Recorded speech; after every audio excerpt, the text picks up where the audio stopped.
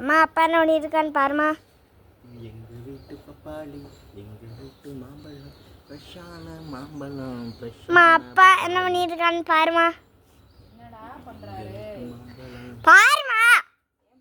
என்னம்மா பண்ணியிருக்காரு பாருமா. என்ன எத்தனை காய்ப்பா? ஒரே ஒரு பழம் தான். ஒரே ஒரு பழம் தான் இருந்துச்சா மரத்தில்? பழுத்துரும். இது விட்டமின் ஏ, விட்டமின் பி, ஃப்ரெஷ்ஷாக இருக்கு. சரி சரிப்பா சரி. இதாக பாரு மாங்காய் எலுமிச்சம்பழம் மரத்துலேயும் காயெல்லாம் சின்ன சின்ன காய் வச்சுருக்கு. தண்ணி தான் இப்படி வந்து ஏன் ஊற்றுறது தான் கொஞ்சம் ஊற்றி விடுங்க. ஃப்ரெஷ்ஷான மாம்பழம் ஃப்ரெஷ்ஷாக இருக்குது. இந்த மாதிரி ஃப்ரெஷ்ஷாக சாப்பிடுங்க, உடம்புக்கு நல்லது, உரம் இல்லாதது. இது மரத்துலேயே பழுத்து. தம்பி அருட்காப்பு போடுங்க பாருங்க. தலை சீவில் இன்னும்